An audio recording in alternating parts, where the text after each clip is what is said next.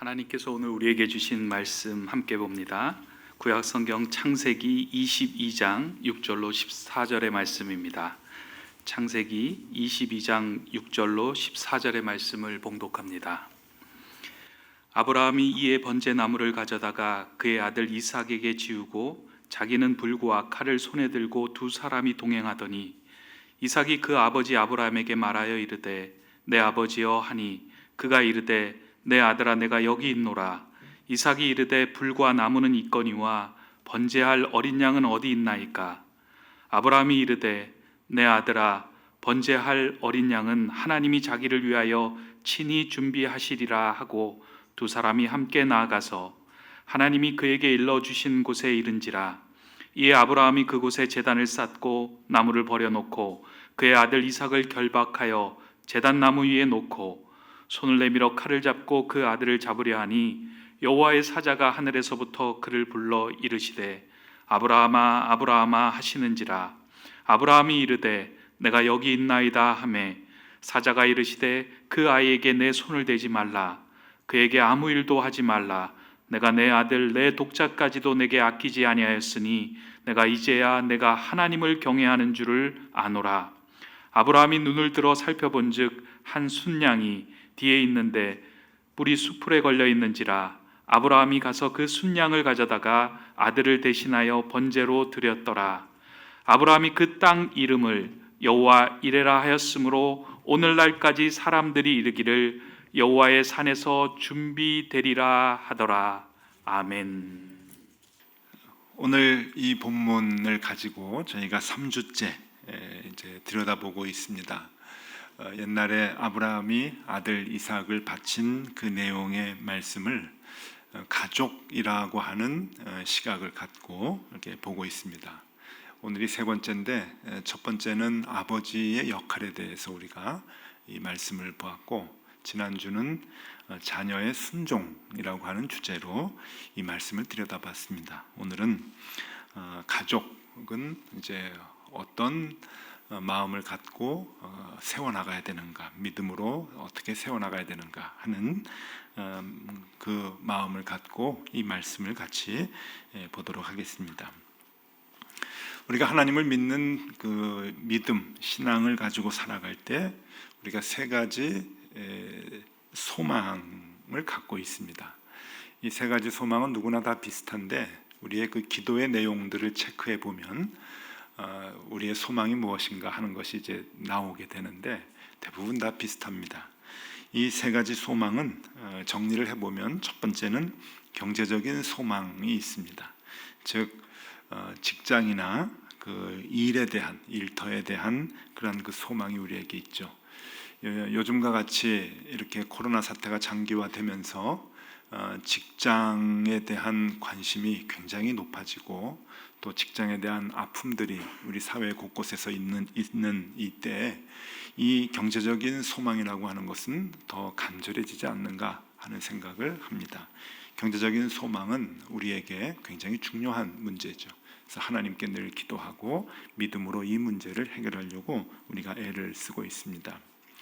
두 번째는 건강에 대한 소망이 있습니다.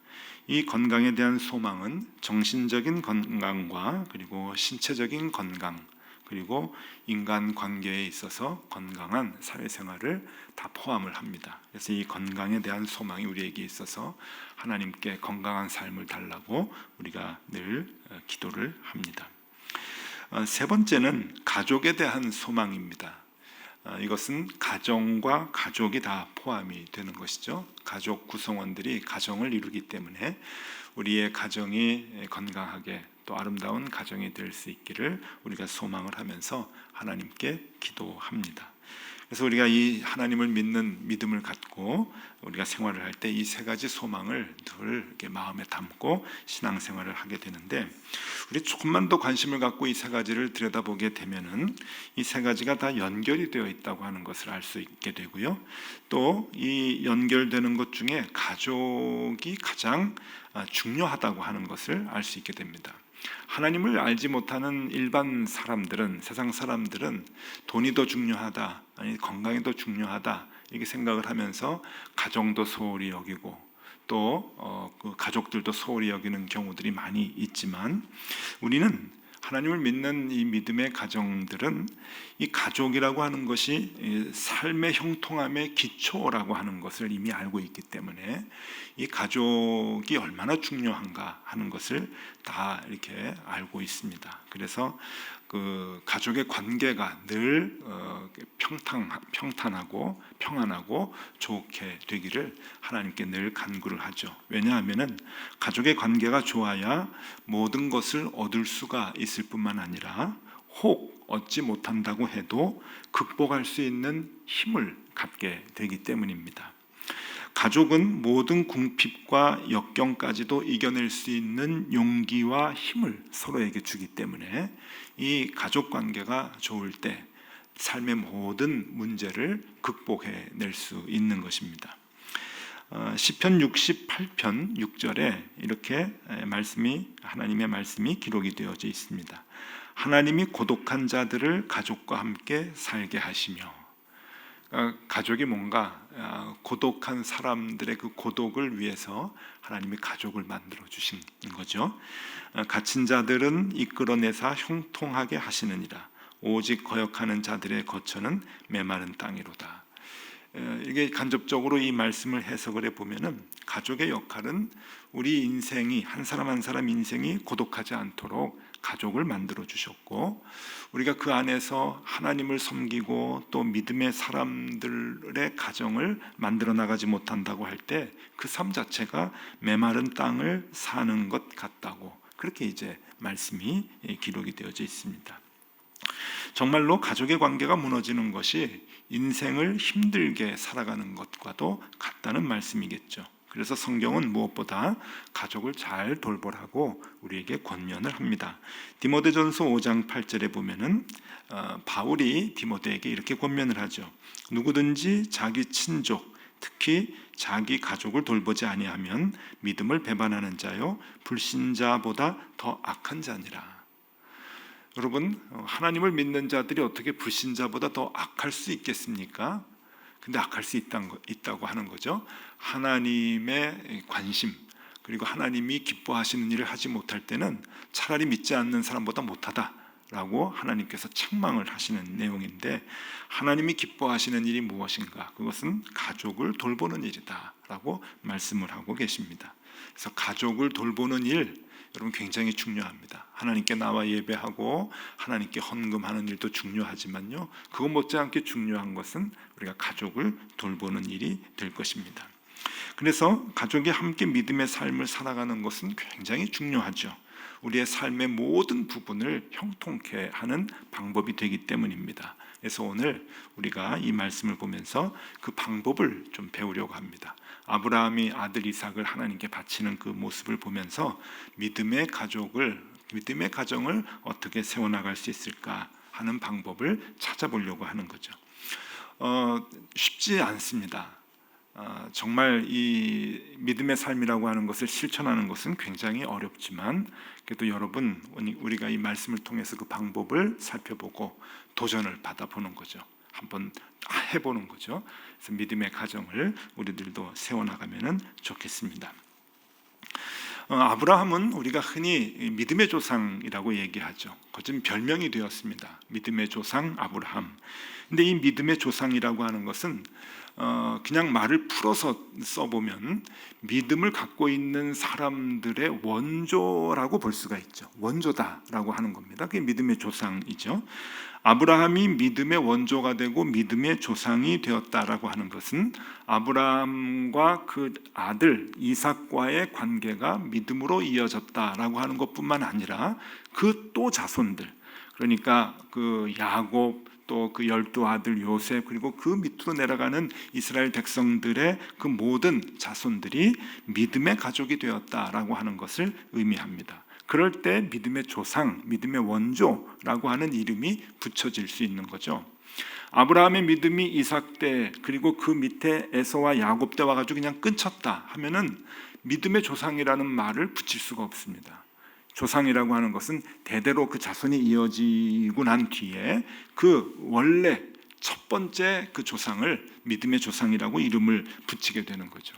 아브라함이 어떻게 그런 가족, 그런 자손들을 낳을 수 있었고 거느릴 수 있었을까?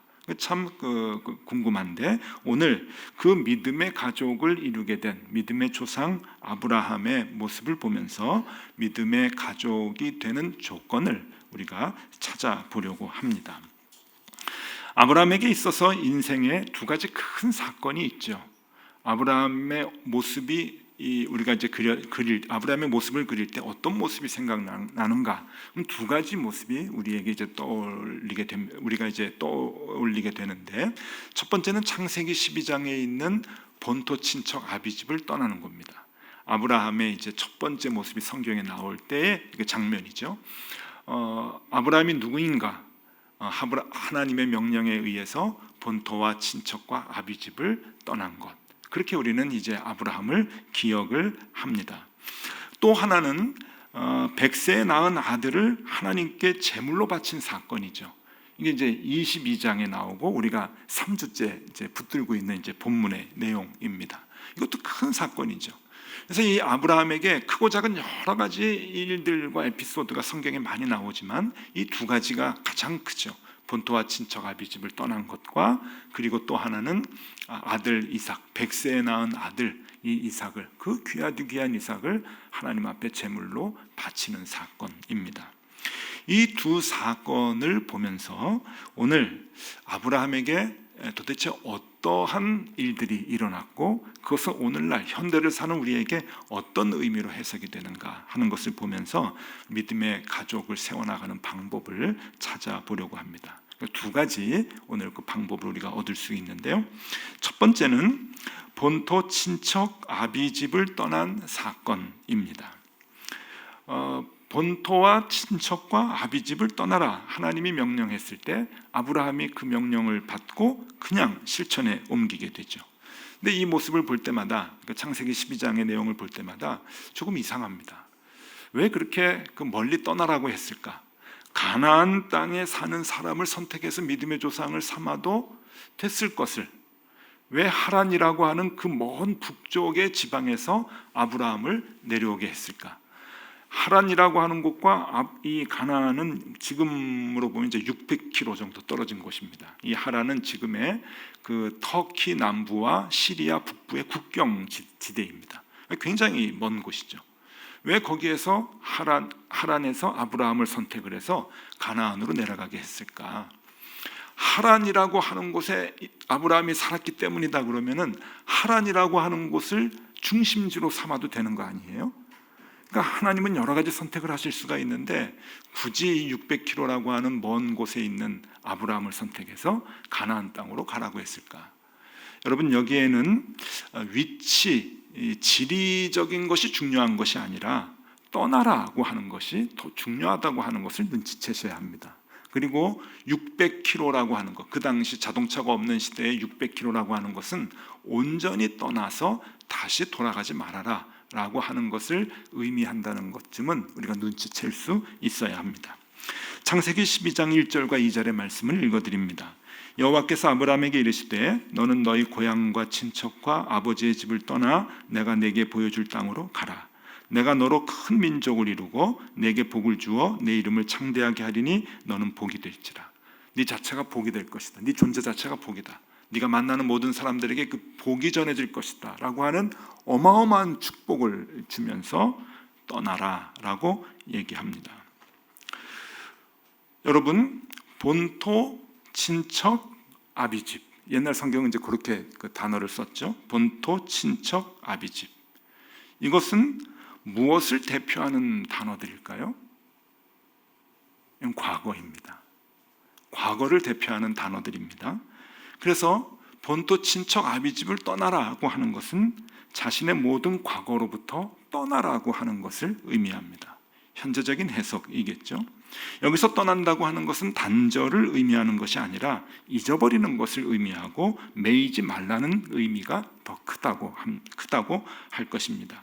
그러니까 이 아브라함은 과거에 매이지 않는 사람이고 과거를 떨치고 떠났던 사람이라고 볼 수가 있습니다. 우리가 하나님을 믿는 그 믿음의 생활을 시작을 할 때 이 본토 친척 아비집을 떠나라고 하는 것을 현재적인 해석으로 해석을 할 때 어떻게 할 것입니까? 이게 잘못된 해석들도 많이 있거든요. 이단들은 많이 잘못한 해석을 하죠. 그래서 본토 친척 아비집을 떠나야 되니까 너 집에서 나와라 그래요. 그래서 나오라고 하는 거예요. 그리고 이 말씀대로 또 나갑니다. 아버지하고 단절하고 부모님하고 단절하고 자기네들끼리 모여서 생활하죠. 이것이 이단들이 갖는 성경의 해석이에요. 근데 성경은 그런 걸 우리에게 얘기하고 있는 것이 아니죠. 이 말씀의 현재적인 해석은 과거를 벗어나라고 하는 것이에요. 우리를 얽매고 있는 많은 과거들의 사건들이 있습니다. 그리고 더 들어가면 우리들 힘들게 하는 과거의 상처들이 있어요. 그러한 모든 사건과 상처들이 가족들 간에서 많이 일어났죠. 그리고 그 상처를 갖고 우리는 살아가게 되는데 그 상처와 그 사건 속에서 떠나라라고 하는 하나님의 말씀인 거예요. 저는 그 대가족 틈바구니에서 컸습니다. 말씀을 드렸죠. 많았을 때는 16명이 한 집에 살았다고요.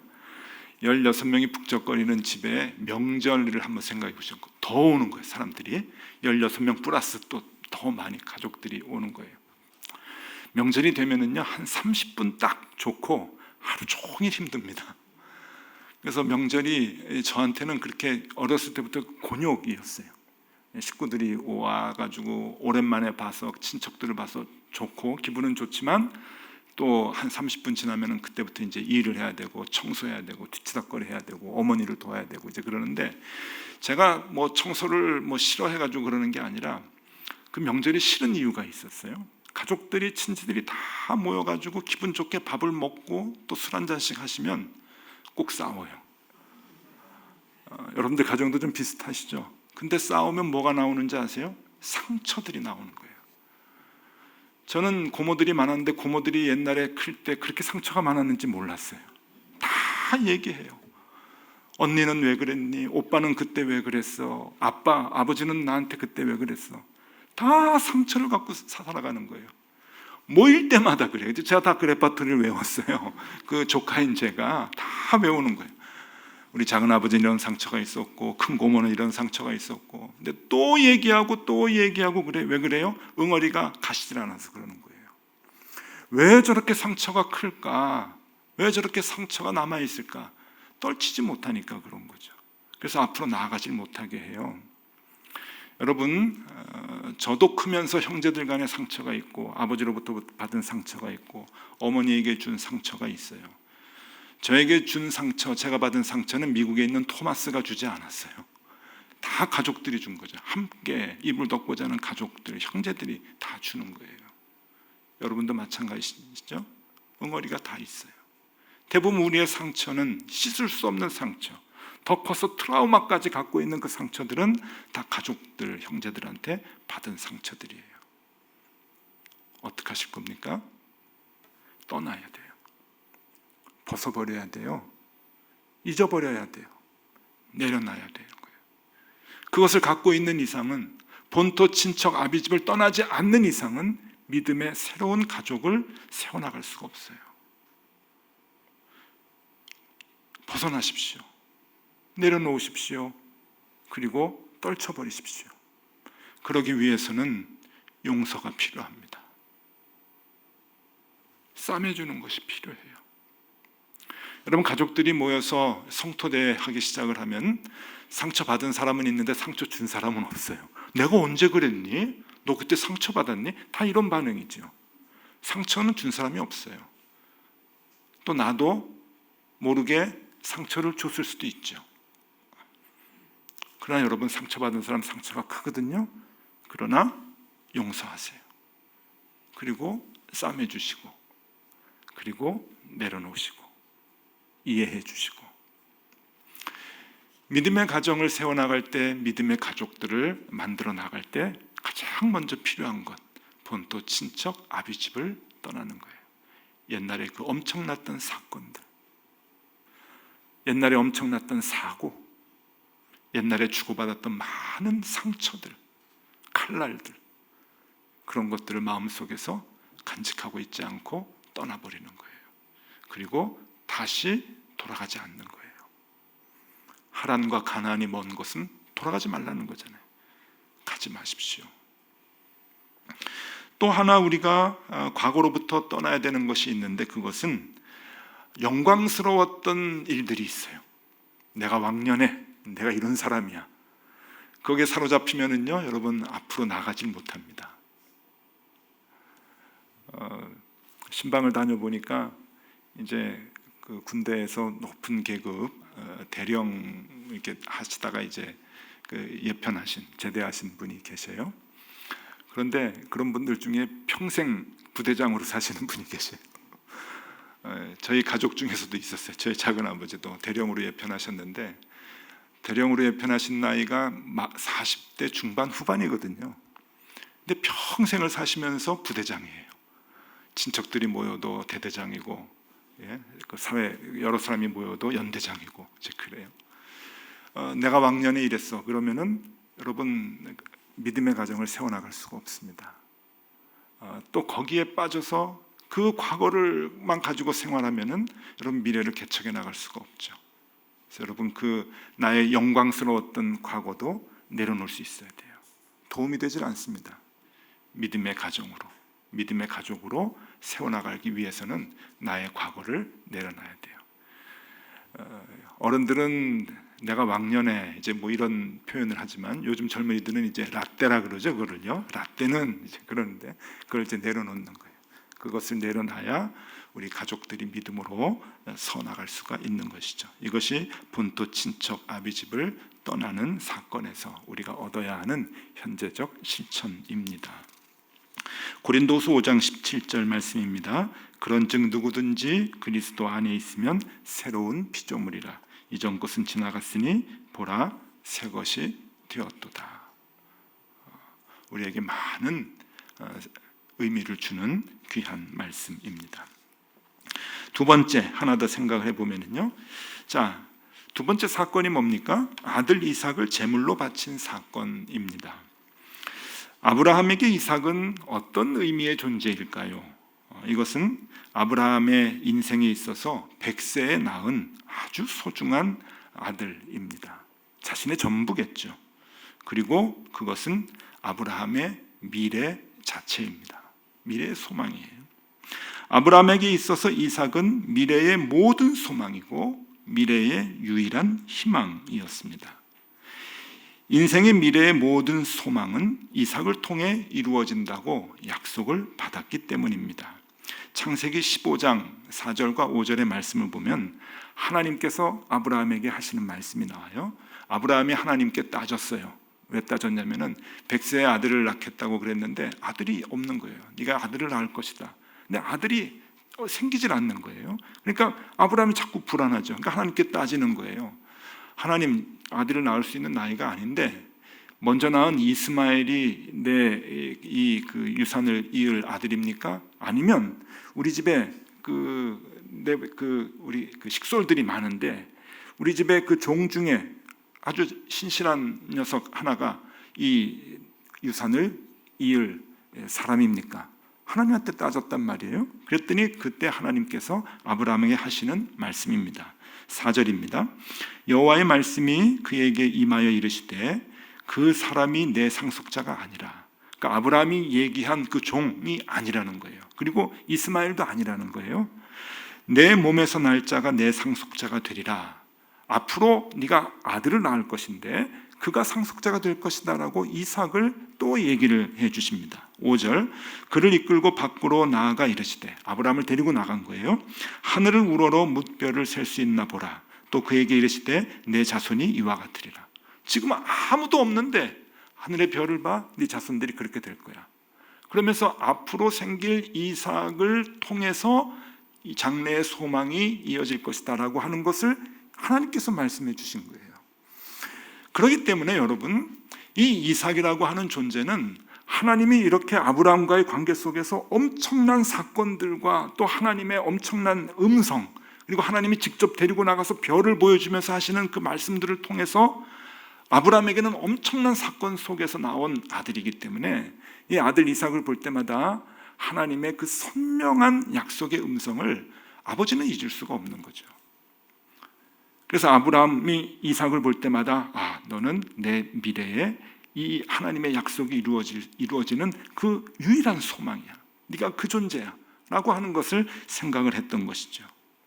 근데 여러분, 성경에 보면은 그 이삭을 아브라함이 하나님께 바칩니다. 뭘 의미하는 건가요? 유일한 장래의 소망을 하나님 앞에서 포기하는 거예요. 내려놓는 거예요. 그 이삭이 없으면 장래의 소망이 이루어지질 않아요.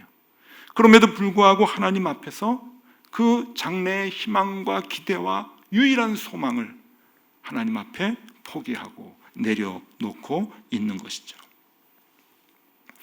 여러분들은 미래에 대한 희망을 어디에 두고 계십니까?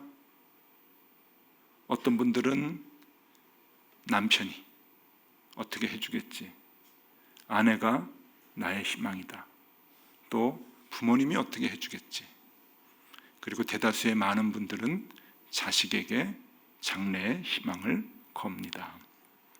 자녀가 우상인 가정들이 많이 있어요. 그것은 자녀가 우상이 되는 것이 아니라 자녀를 통해 내 미래의 소망을 이루고자, 자녀를 통해 내 미래의 기대를 이루고자 하는 것이죠. 오늘 이 아브라함의 이삭을 바치는 사건을 통해서 우리에게 주시는 음성을 들을 수 있어야 합니다. 여러분, 장래에 대한 기대와 희망을 어디에 두고 계십니까? 여러분의 유일한 기대와 희망이 누구에게 있습니까? 포기하십시오. 죽이십시오. 하나님 앞에 맡기십시오. 바치십시오. 자녀들에게 그 기대를 걸었습니까? 그 기대를 포기하시라는 얘기입니다.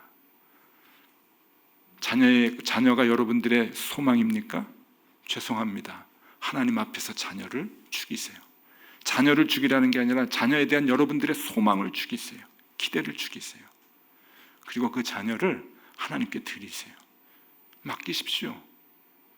그리고 여러분들은 그 자녀에 대한 기대를 포기하시라는 얘기예요. 자녀에 대한 기대와 소망을 붙들고 있는 한 여러분들의 가정은 믿음의 가정으로 설 수 없어요. 상처만 남을 뿐이죠. 부모가 나에게 어떻게 해줄 것이다 라고 하는 미래에 대한 기대만 갖고 있다고 한다면 여러분, 상처만 남아요. 다 가족에 대한 장래의 기대가 있다고 한다면 내려놓으시라는 거예요. 그리고 버리시라는 겁니다. 하나님 앞에 죽이시라는 거예요. 그리고 맡겨놓으세요. 어려운 일이죠.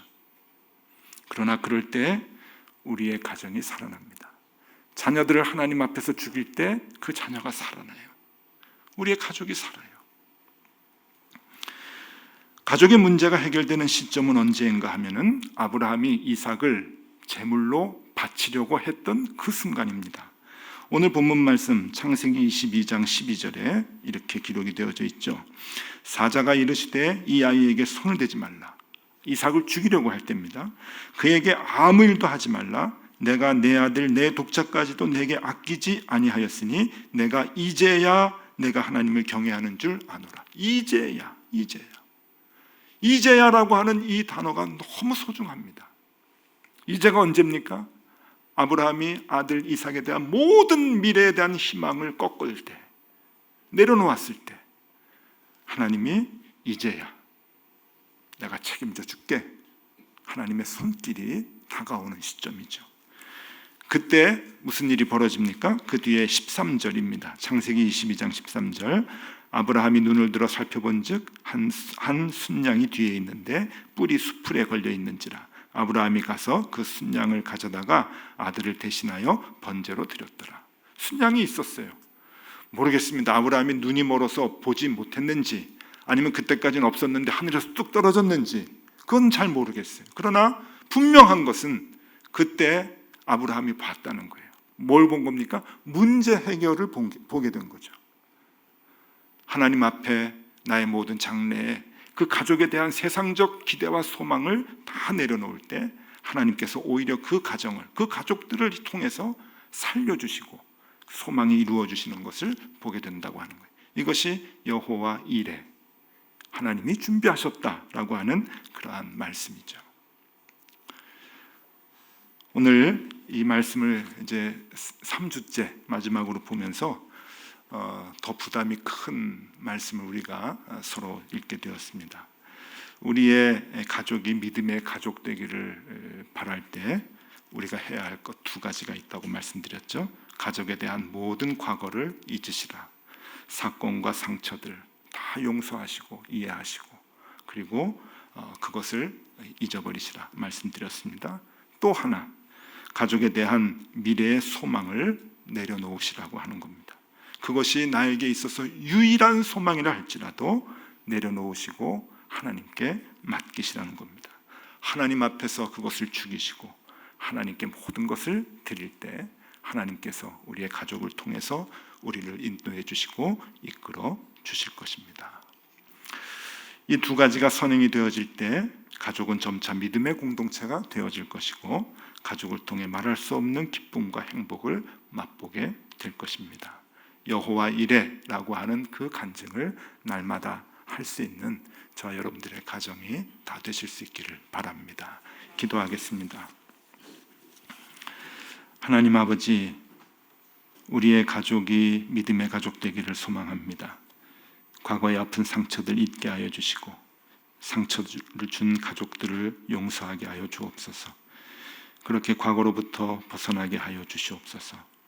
그리고 미래의 소망은 하나님 앞에서 다 내려놓게 하여 주옵소서. 하나님께 나의 장래의 소망을 맡기고 자녀에 대한 기대도 하나님께 드리게 하여 주옵소서.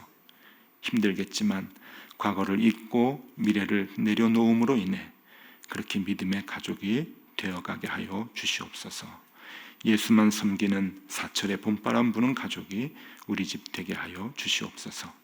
예수 그리스도 이름으로 기도드리옵나이다. 아멘.